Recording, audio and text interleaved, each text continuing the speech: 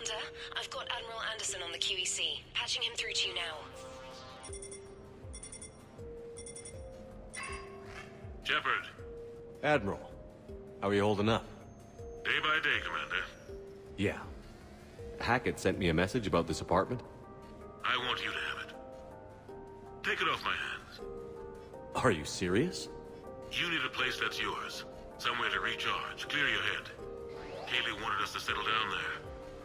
Thing is, the longer I'm on Earth, the less I want to leave. And I want as few loose ends out there as possible. Like I said, you'd be doing me a favor. It's too generous. Besides, you'll be back here once the war's over. I doubt it. Even assuming we survive this, it'll take years to rebuild things here. Please, Commander. Don't make me beg. All right. Consider it done. I appreciate it. And make yourself at home, damn it. It's yours now. I'm sure I can manage. Okay, good. Been meaning to do that for a while. I'll talk to you soon. So long, Admiral. Anderson out.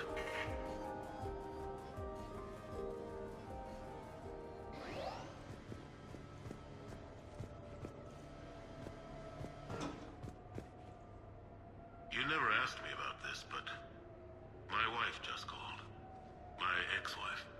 Nobody likes to talk about the toll that long months apart can have on military relationships. She wasn't military. She couldn't handle it. But it's not even about military and non-military, damn it. It's spaceflight. Spaceflight. Finding the mass relays, miracles of engineering. Human imagination rising to meet our desires. We pay a price for that curiosity, that drive. Our relationships suffer. People we love suffer. But that's reality, and it's worth the cost. I must have thought it was. I guess I still do. In the end, you just have to hope you made the right choices. You never asked me about this, but my wife just called. My ex-wife. The Normandy? A brand new ship. My ship. You don't forget that moment. The first time you're standing there. The whole crew looking to you for direction. Unforgettable. I'd led men and women before that. Seen a lot of combat already. Always managed to find my way home in one piece. Do that a few times, you begin to think you know better than the next guy. Maybe you do, I don't know. But if you're lucky, really lucky, you find yourself on a good ship, in front of a good crew. A crew you can trust with your life. Gifted, disciplined, brave. All of them, eager to set sail into the endless black ocean. I still remember my XO asking what my orders were. Shepard, I said, let's see what we can find.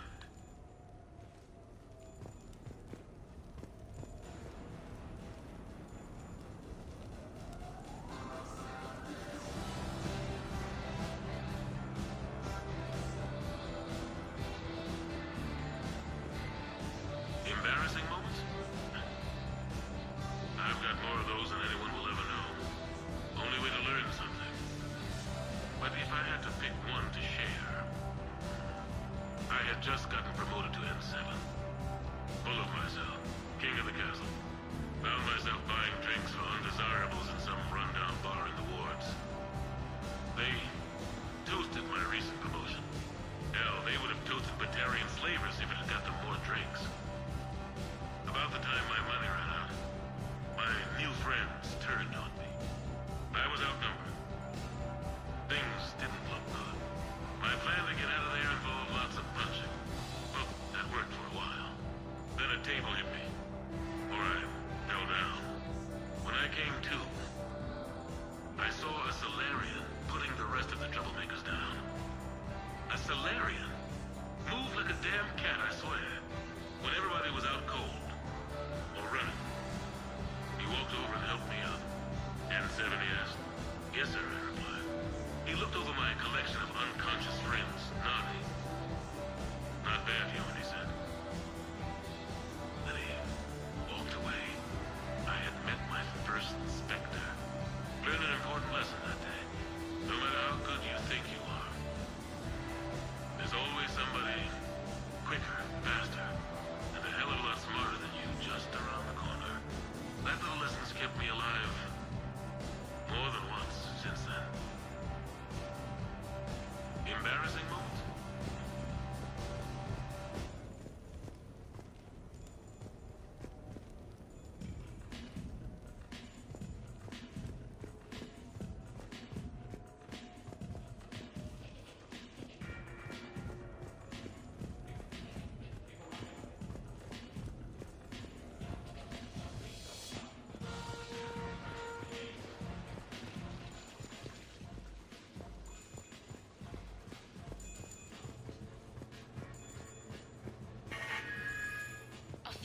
ago, I had a chance to sit down with one of Earth's most decorated soldiers, Admiral David Anderson.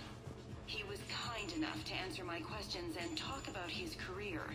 Today, the Admiral is on Earth, leading the defense of our home against the Reapers.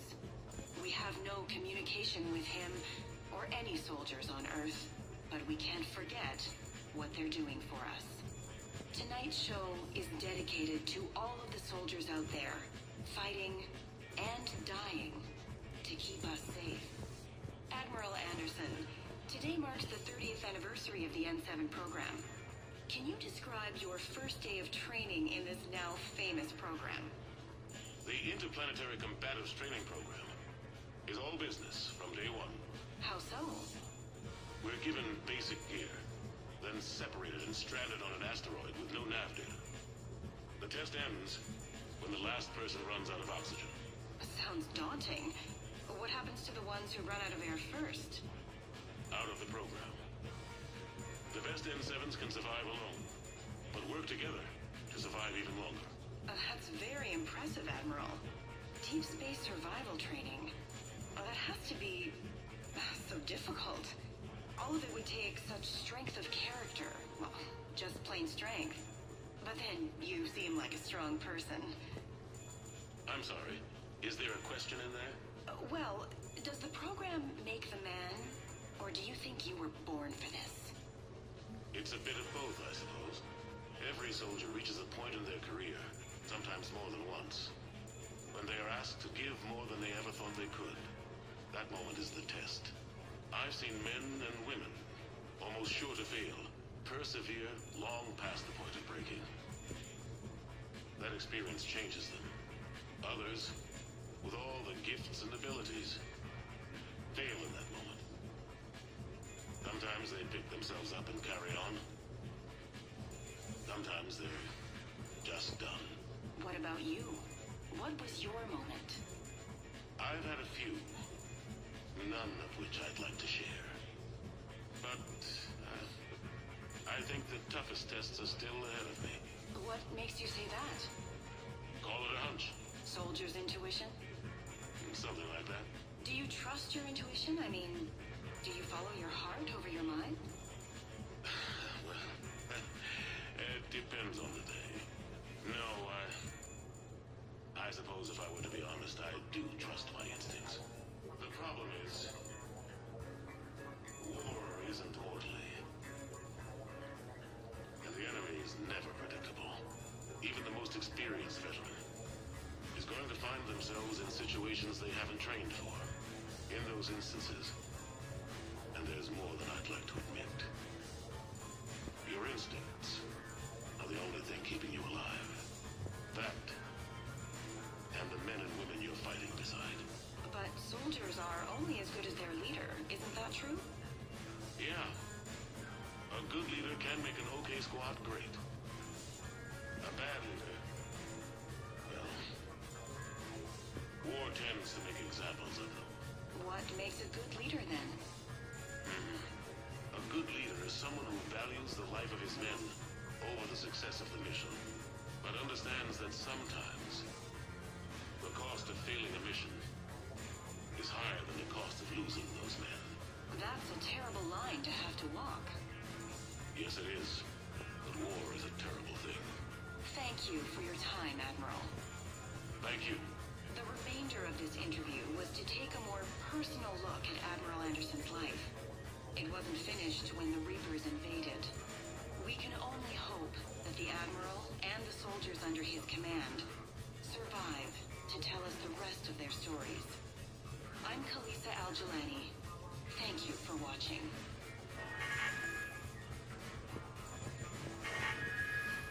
A few months ago, I had a chance to sit down with one of Earth's most decorated soldiers, Admiral David Anderson. No, it's fine. I got a few minutes. First contact war? Yeah.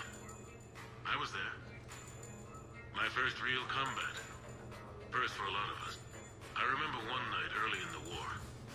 Strapped to my seat as our transport approached the LZ. Everyone was dead silent. Just the sound of breathing. Good men. I trained with all of them.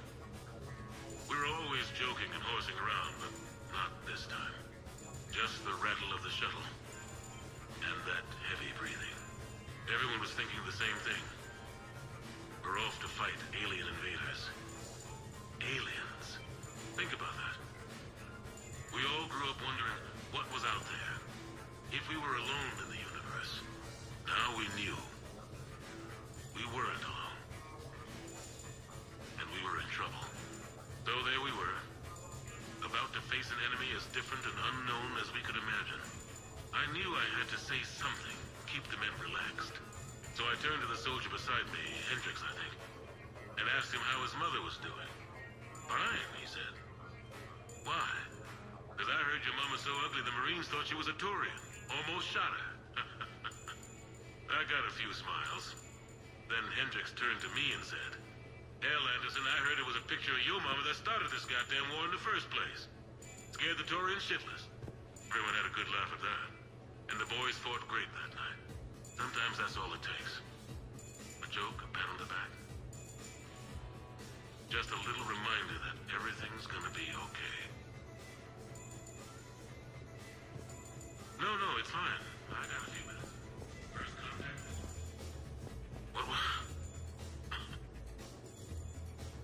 What was I talking about? Early days, right? People ask why I joined the military. Everyone talks about honor, duty, sure. But that's never the whole truth. It's 100 little things that add up to commitment. I joined because of a dog.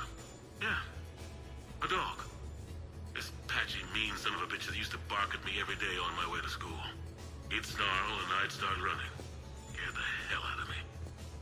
I was just a kid. I remember being in a bad mood one morning.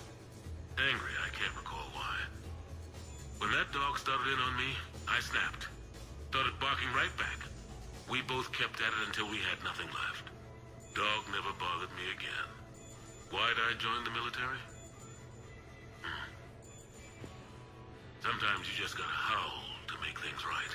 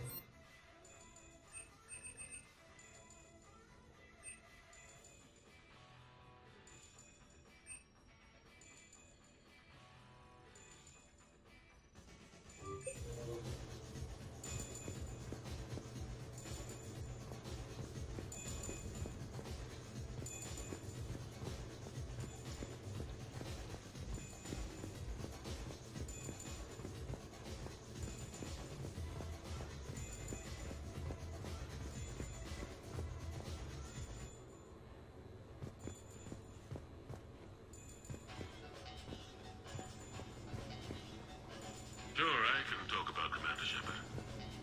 Big topic. There's been a lot written about the Commander, but most of it isn't true. People are quick to judge. They don't know the whole story. I don't even know the whole story. But I know the man. Worked with him. Fought with him. Trust him with my life. Shepard's had some rough patches. Who of us hasn't? He's been forced to fight a lot of battles alone. God only knows how he got out of some of that. Makes your head spin. Thing is, you never heard a complaint. Never once got, no sir, I can't do that. He never hesitated. Few people know what Shepard's been through. I'd like to think I come pretty close. And I worry sometimes he forgets. There's a whole bunch of people who lose sleep over him getting back home. Maybe it doesn't need to be said. Maybe we're too dumb to say it. Soldiers like the Commander are rare. Men like Shepard? Even more rare.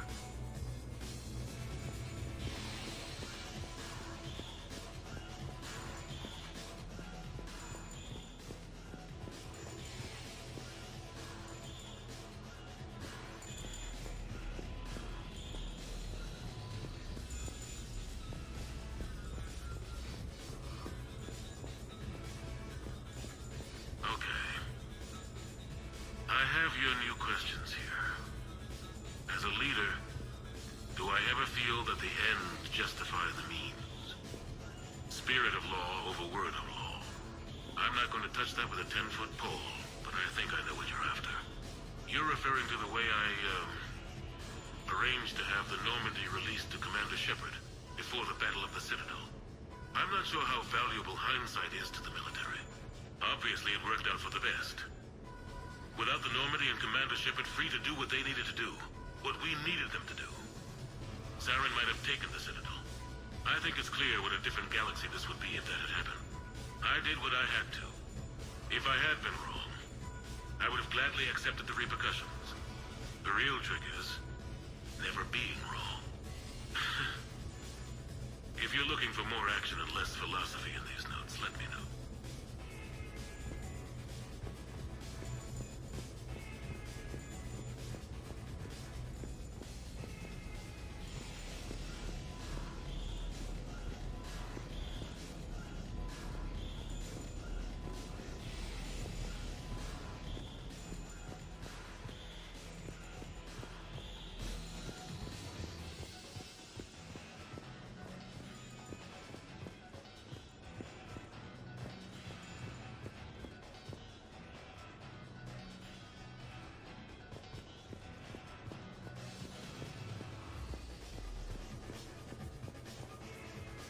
You asked me to talk about the SSV Normandy, the Normandy SR-1. As commander of the Tokyo, I was consulted on the Normandy's design, and on board for her initial training exercises. The average person probably doesn't know that the Normandy was a joint project with the Taurians. Acting CO, Eli Xander, was no diplomat. She ran out of patience with Taurian posturing and politicking during construction. The chief architect of the Drive Corps, Octavio Tatum, and his team of Taurian engineers were in the CIC for final training exercises. Tempers flared when Xander pushed the limits of the stealth system, waiting to vent the IES well past what Tatum was comfortable with. I tried to calm the situation, but it still ended with the Taurian scientist in shackles and a human-Taurian fistfight at Korra's den later. Funny now. When I first laid eyes on the Normandy, she was the most beautiful thing I'd ever seen. Day after that training run, Admiral Wright found me on the bridge. She's yours, he said. Can't trust her to Xander. Send me a list of crew from the Tokyo you'd like, and prep for your first mission. Short command thanks to Saren. Still, one of the highlights of a long career.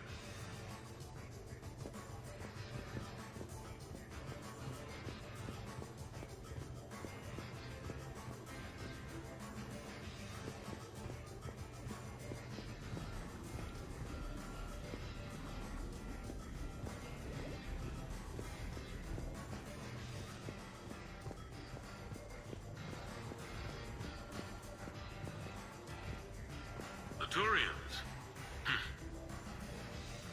Well, I might not always see eye to eye with the politics of the individual, but I have a great respect for the Turian military. Any Alliance soldier lucky enough to take part in their training programs will certainly be better for it. Their precision, skill, and discipline come together in a way that's second to none. Not that I'm faulting our own people or training. It's just that after fighting Taurians in the First Contact War, years later, I had the opportunity to observe and train on Palaven. It was a turning point for me. and I would encourage any soldier to try it. It's a unique experience to put yourself in the squad of a Turian commander. My commander was an uncompromising bastard named Bartix Oryx. If you can find him, just ask how the platoon I commanded was trounced in his strategy game. Humbly. But I've used what I learned that day many times. The xenophobes will have their say. But I think it's vital that we do more of this kind of cross-species training. There you go. And if you do find General Oryx, let me know. I owe him money.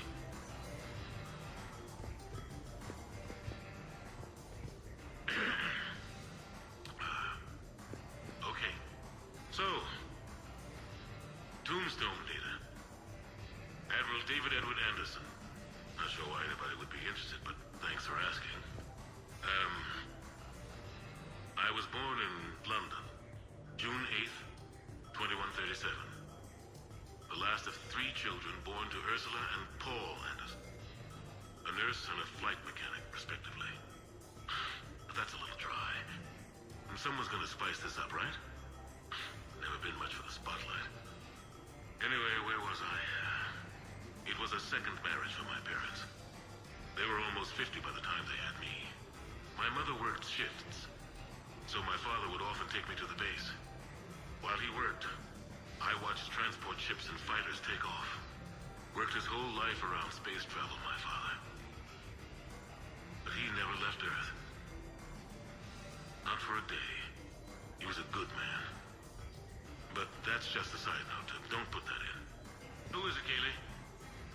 Yes, I need to take that. I hope this is what you're after. I'll get to the more interesting N7 stuff next time.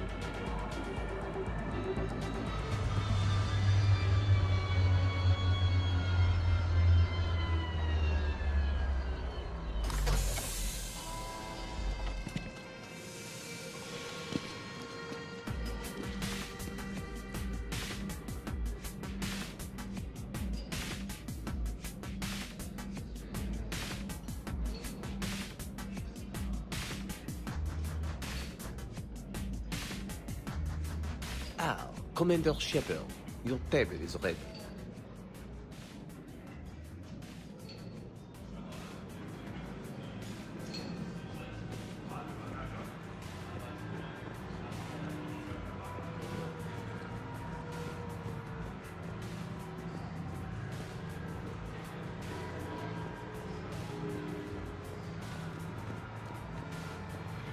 Can I be of assistance, sir?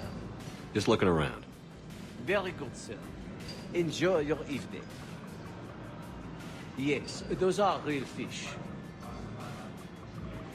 No, I will not pose for pictures. Yes, something's just opened up for next year. Then?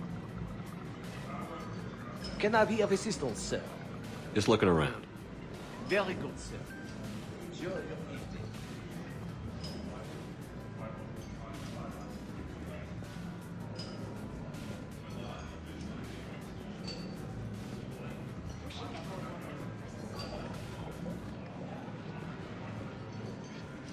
No shop talk tonight, okay? I knew about this place before, so... Shut up. I can't stop. It all looks great.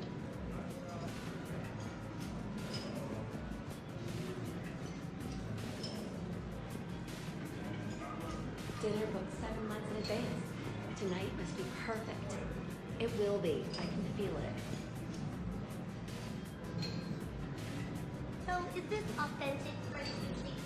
Oh, of course. I love this place.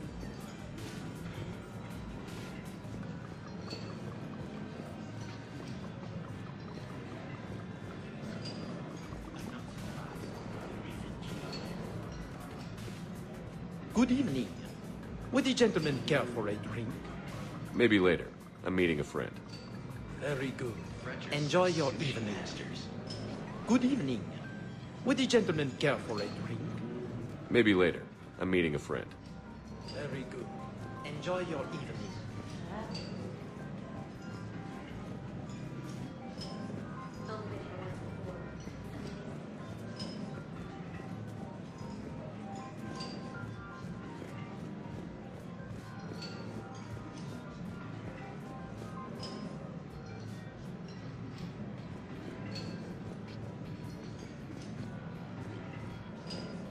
Hey, Shepard, not bad, huh? The sushi place is serious. Like, French guy at the door serious. Only had to save the galaxy twice to get a table here. You seen the line outside?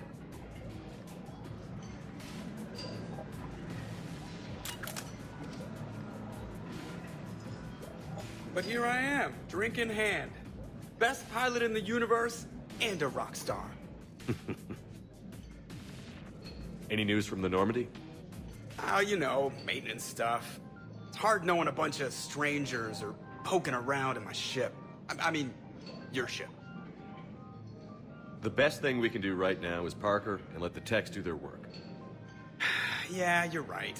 Maybe an oil change, space tire rotation. Right. Trust me. It'll do her some good. Oh, I trust you. Not sure about those shifty aerospace engineers. Always stealing the silverware.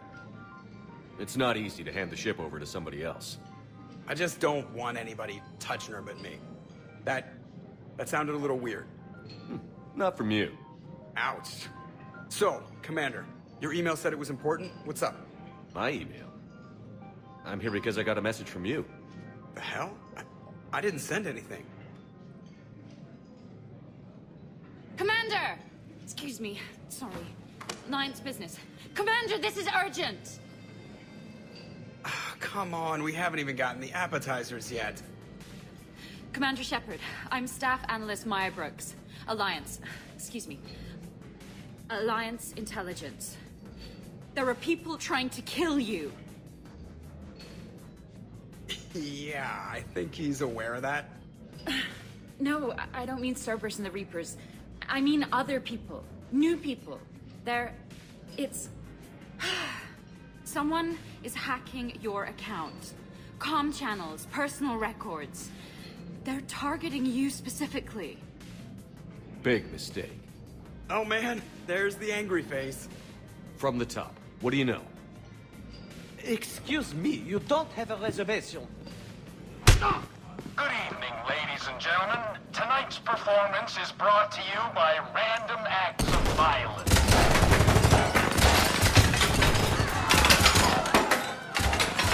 Get down. Man, I love show business. Spread out, boys. Find me Shepard.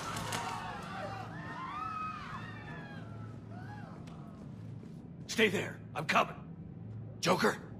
Ow, my pancreas. Hey! Damn it. Got one, sir. Find the crew. I'm going after her. Find the crew, got it.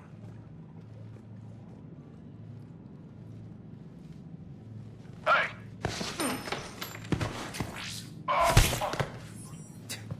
You used me as bait? Go. You used me as bait? Bro. Hang on.